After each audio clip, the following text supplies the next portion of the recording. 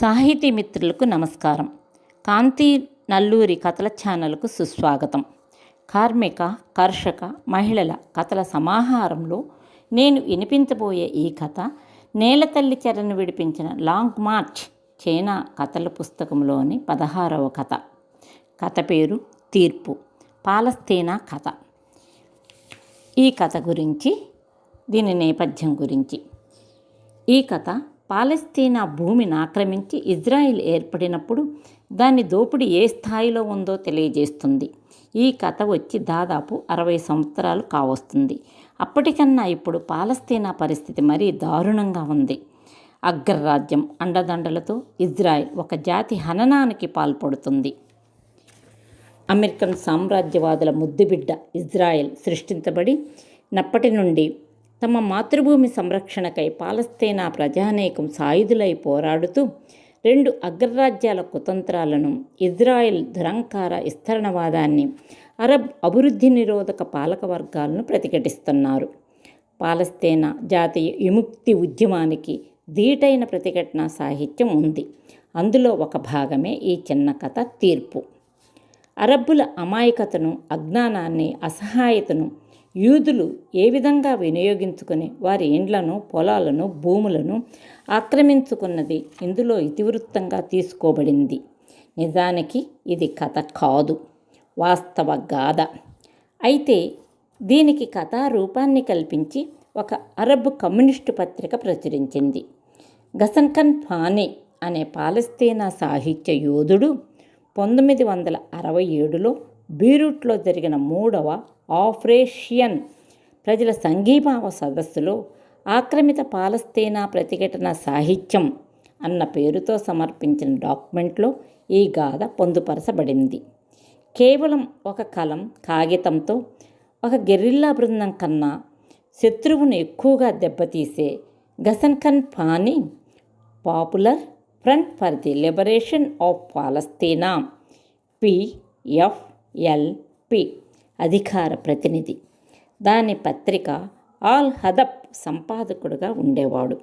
1972 July 9వ తేదీన ఒక Israel గూఢాచారి ముఠ ఆయనను హత్య చేసింది. కథలోకి వెళదామా? సర్వే అధికారి వచ్చి తనకున్న కొద్దిపాటి భూమిని కొలిసి తన రిజిస్టర్లో వ్రాసుకుని దానికి కారణం ప్రభుత్వానికి ఇబ్రహీం ఎల్ హమీద్కు మధ్యగల వివాదమేనని చెప్పినప్పుడు హమీద్ ఏమాత్రం లక్ష్య పెట్టలేదు. ఇంకా పైగా రిజిస్టర్ చేసుకోవయ్యా, రిజిస్టర్ చేసుకో, కలం కాగితం కన్నా మరేదీ చౌకగా లేదు, నేను మాత్రం నా పొలాన్ని ఇచ్చేది లేదు అని చెప్పాడు. దాదాపు 50 ఏళ్లుగా తను ఆ పొలం ఎరుగును. తను చిన్నపిల్లవాడిగా ఉన్నప్పుడు ఆ పొలం పనుల్లో తండ్రికి చేదోడు వాదోడుగా ఉంటుండేవాడు. తండ్రి మరణాంతరం తనే ఆ పొలాన్ని సాగు చేయసాగాడు.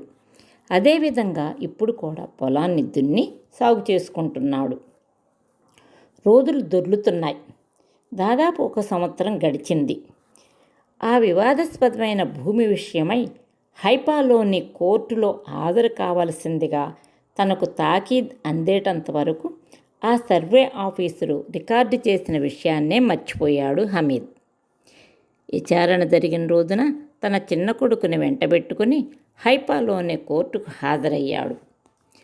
అబ్దుల్ హమీద్, అబ్దుల్ హమీద్, అబ్దుల్ హమీద్ 3 సార్లు కోర్టు జవాన్ గాడిదలా ఊండ్ర పెట్టాడు. హమీద్ కోర్టు హాలులో అడుగుపెట్టాడు. విచారణ మొదలయ్యింది.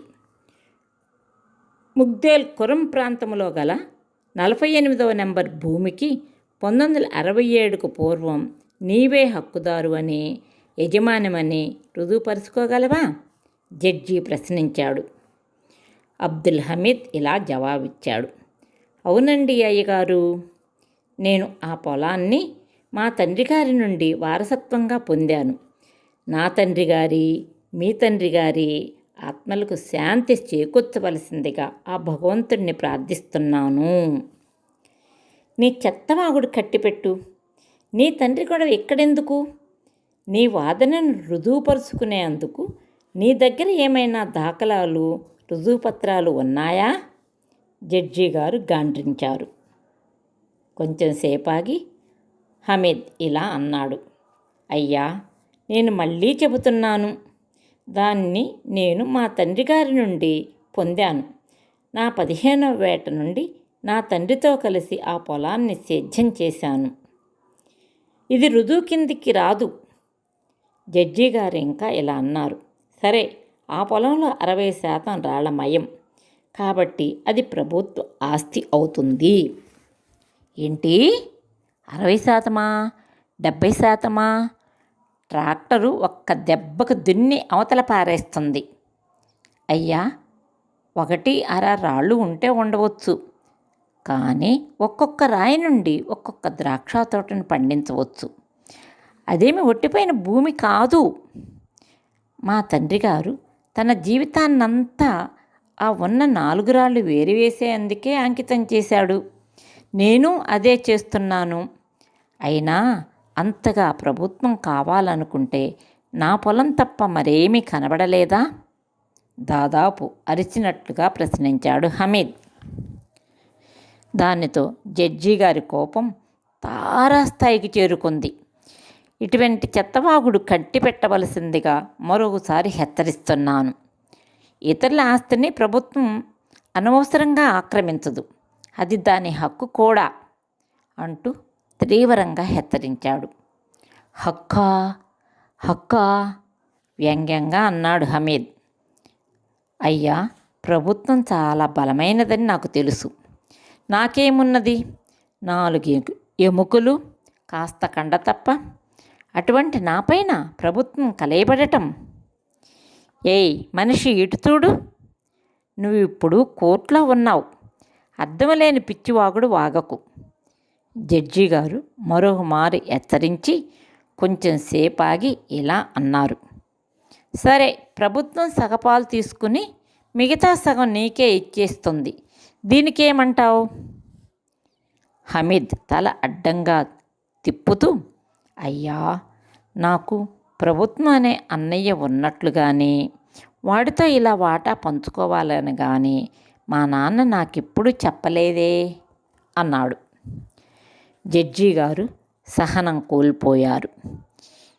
ఇదిగో ముసలోడా, ఈ నిర్ణయానికి నువ్వు కట్టుబడి ఉండటం సమంజసంగా ఉంటుంది. సమాధానం సూటిగా చెప్పు. దీనికి నీవేమంటావు అంటూ తీక్షణంగా చూశారు హమీద్ వంక. భగవంతుని సాక్షిగా చెబుతున్నాను అయ్యా, ఈ తీర్పు ఏడ్చినట్లుగా ఉంది.